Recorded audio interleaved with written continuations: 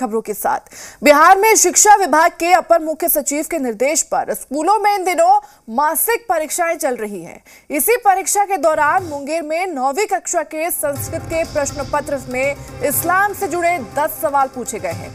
इनमें ईदगाह, महमिदिया और ज़कात से जुड़े प्रश्न शामिल हैं। इस खबर के सामने आने के बाद बिहार में अब सियासी बवाल मच गया है।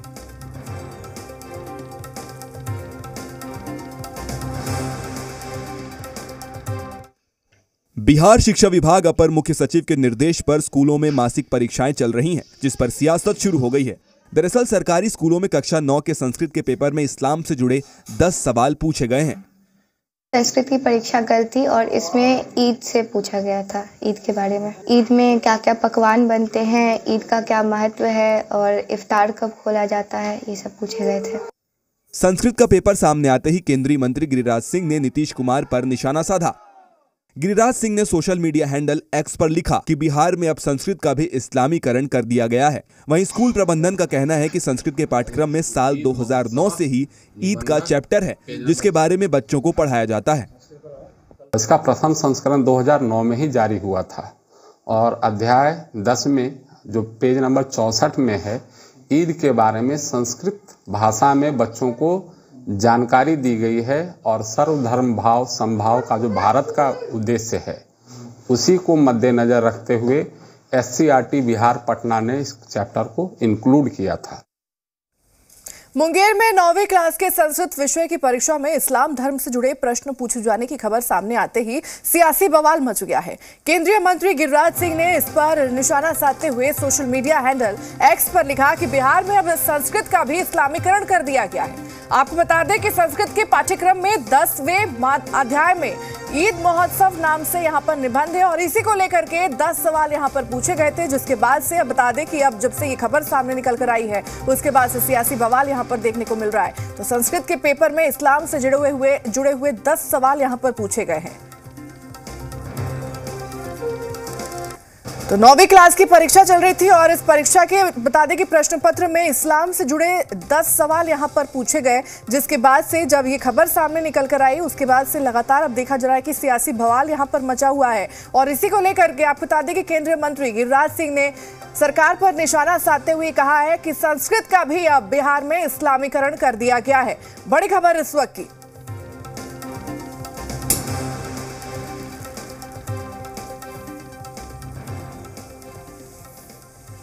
संस्कृत के पेपर में इस्लाम से जुड़े सवाल पूछे जाने के बाद सियासी घमासान मचा है। विभिन्न दलों की राजनीतिक प्रतिक्रियाएं भी सामने आई है। आइए आपको सुनाते हैं।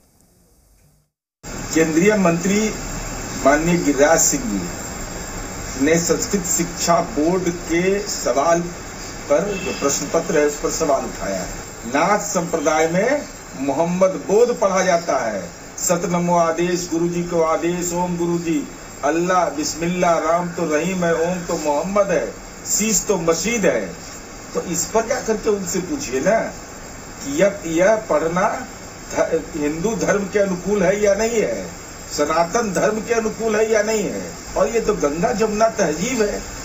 हिंदी के लोग उर्दू भाषा का इस्तेमाल करते हैं, उर्दू में भरोसा रखने वाले लोग हिंदी भाषा का इस्तेमाल करते हैं। कोई धर्म से भाषा नहीं जुड़ी होती। हिंदुस्तान में सभी धर्मों को मानने और जानने वाले लोग हैं। इसमें इस्लाम के बारे में यदि पूछा गया है तो इसमें कोई, मेरे ख्याल से कोई बुराई नहीं है। लेकिन जिस तरीके से विपक्ष हर एक मुद्दे को वो राजनीतिक मुद्दा बना करके विपक्ष पर प्रहार करता है, यह अच्छी बात नहीं है। विपक्ष का काम है सरकार का ध्यान आकृष्ट कराना और जो भी कमियां हैं उसको दूर करना। हर बात को आप तंज के रूप में लेंगे, समाज के सामाजिक वातावरण को बिगाड़ने के उद्देश्य से बोलेंगे तो ये अच्छी बात नहीं है। बीजेपी नेताओं के मानसिकता में ही इस्लामीकरण का भूत सवार है, इसलिए हर बात में वो इसी तरह से धर्म के नाम पर जोड़कर राजनीति करते हैं। इस संस्कृत का कोई कैसे इस्लामीकरण कर सकता है? इस संस्कृत तो देव भाषा है और ये बात उठाना कि संस्कृत का इस्लामीकरण हो रहा है, ये पता चलता है कि किस तरह से भारतीय जनता पार्टी डरी और सहमी हुई है 2024 के लोकसभा चुनाव को लेकर।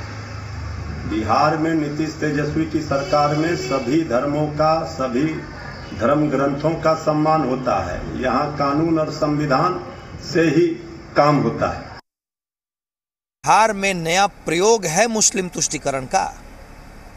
संस्कृत की परीक्षा में 10 सवाल लगातार इस्लाम पे पूछे गए हैं।